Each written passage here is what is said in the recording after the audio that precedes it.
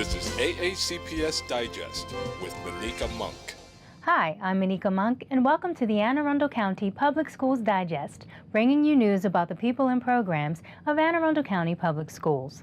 AACPS took one step closer to bringing the county's 13th high school to the community. 1, 2, 3.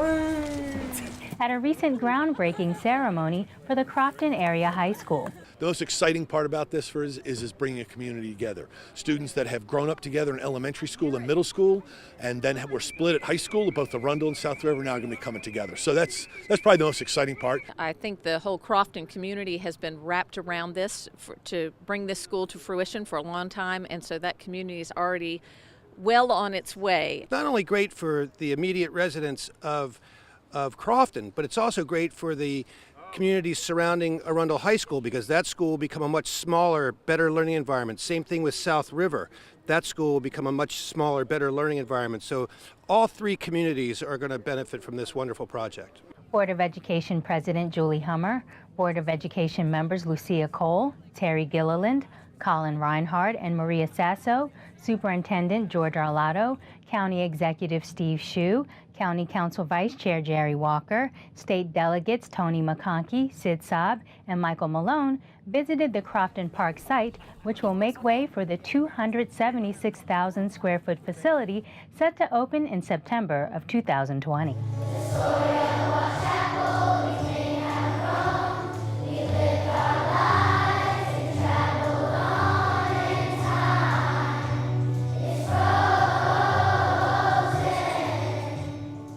Students, staff, parents, and community members, old and new, recently celebrated 50 years of awesome at Wall Chapel Elementary School.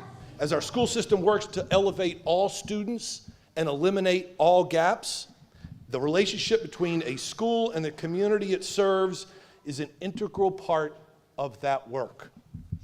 And from the day Wall Chapel opened its doors on November 1st, 1967, to just over 450 students, to today, this school and its community have benefited each other greatly.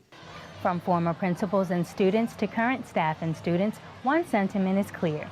They are all proud of the school's history and its place in the community. The students here are top-notch, but it also comes from the families, the community, and just this everyday environment that we're in. I find this school to be truly a gem and very, very special. 50 years is special. Thank you to everyone that took time, flew in, came to be with us here today. That just shows the love that we have for this wonderful school. This school is nothing without the people, and all of you right here are Wall Chapel. More than 100 students from a few county high schools recently learned some valuable life lessons while witnessing actual criminal court cases as part of the Schools in the Court program, sponsored by the District Court of Maryland. Hosted by Judge Shane Spencer, students get a better understanding of how the state's justice system works and the consequences of making poor choices. At the end of the day, someone has to put somebody in jail if they choose to do so. That's the judge who sits up there. Sometimes it's Judge Morrissey, sometimes my colleagues down the hall, sometimes I have to do that. Worst part of my job, I'll tell you that right now. But when I do that, some folks leave angry. And I look them in the face and say, it wasn't my fault. I didn't choose to do that, bro. I'm not the dude who walked in there and stole the candy bar. The students heard testimony from defendants and victims of drunken driving accidents, drug abuse, and speeding and distracted driving cases, and watched Judge Spencer sentence people for their indiscretions. The Schools in Court program began in 2000 and is presented biannually for county high school students. Here's a story about a student making good decisions. Brian Davis was so inspired by the Terrapin Connection program at Arlington Echo that he spent the last year saving money to donate to the program.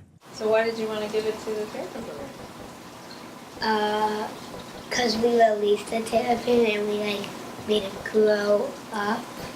In a brief presentation to the school system's elite outdoor education center, the second grader from Cape St. Clair Elementary School says the program has inspired him to become an environmentalist. Do you think you helped the Terrapin? Yeah, I think we helped it a lot. Because if it was a baby, it probably couldn't survive if it was by itself. Brian saved $1 a week from his chore money, and his parents matched his savings to make the $104 donation. After several months of deployment, Hey, buddy. How you doing?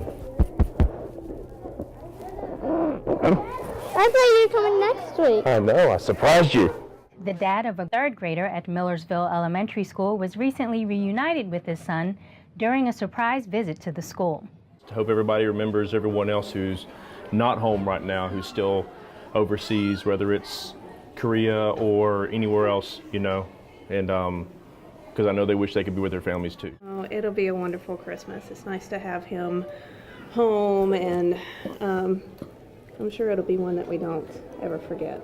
It was a very exciting day. Eben is a great student, and anything I can do to support my families and my students, I am all about it. So it was a truly magical day at Millersville Elementary School today. The astonished student and his family were celebrated with cheers as they shared overwhelming joy, bringing true meaning to school, community, and family. Best Christmas ever. Yes. In support of the AACPS health education curriculum, LifeBridge Health generously donated several CPR kits in a presentation at Arundel High School. Each year, about 250,000 people experience a cardiac arrest outside of a hospital setting. Their survival depends on a bystander being able to perform CPR. By training every high school student to become a lifesaver, we increase the chances that many of those 250,000 people can survive that cardiac arrest. So it's really important to teach hands-only CPR to as many people as possible, because cardiac arrest is still one of the leading causes of death in our country, and the more people that know what to do and can act, the more we can increase their chances of survival.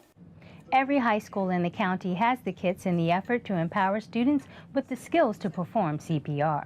Okay, I learned CPR today, and I feel like this is important because when situations happen, you have to be prepared and have the knowledge to act responsibly and appropriately to help people. I think it was really helpful, especially seeing that I wanted to learn CPR in case of course there would be adrenaline, and that it'd probably be really nerve-wracking thinking that somebody's life is on the line, but I think I'd feel comfortable enough.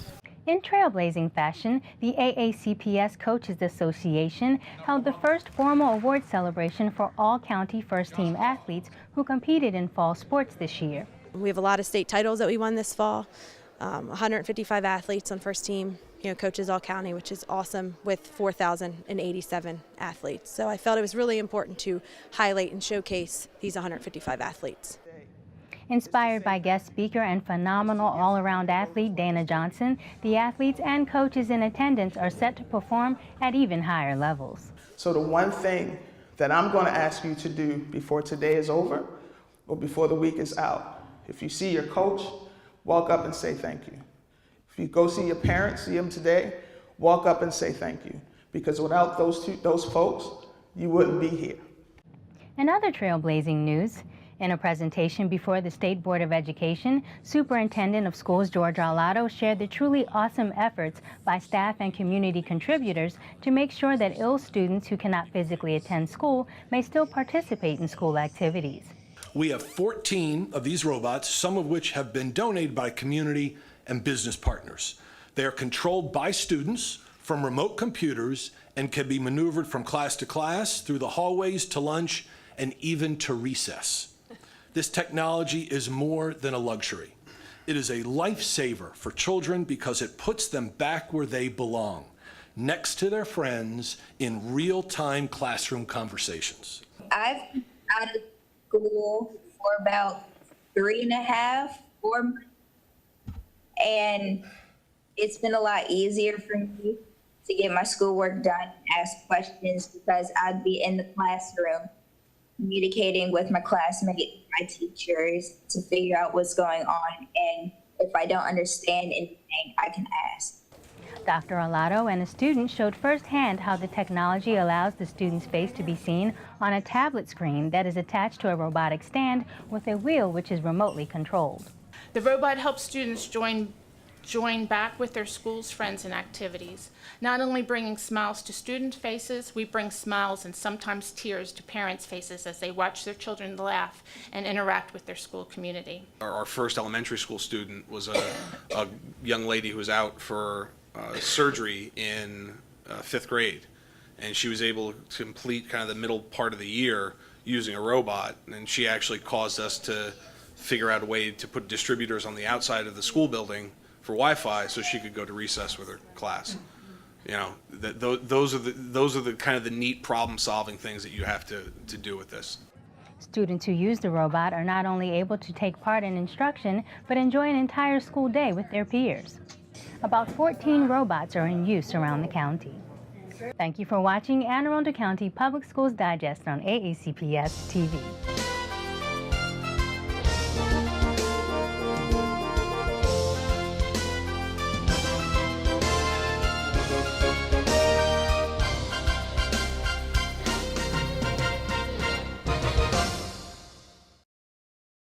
Hi, I'm Jeannie Porter. Anne Arundel County Public Schools Department of Transportation is raising the level of awareness for the safety of your children as we transport them to and from school.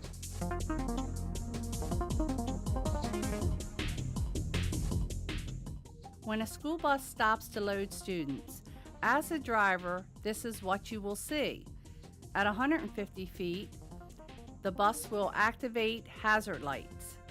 At 100 feet, the bus driver will activate the amber lights. They will start slowing down. At 10 feet before the bus stops, they will turn on the red bus lights. Their stop sign will come out, and students will begin to load. Once all students are on board safely, the bus driver will turn off red lights and move forward. At this time, it is safe for the motorist to resume movement.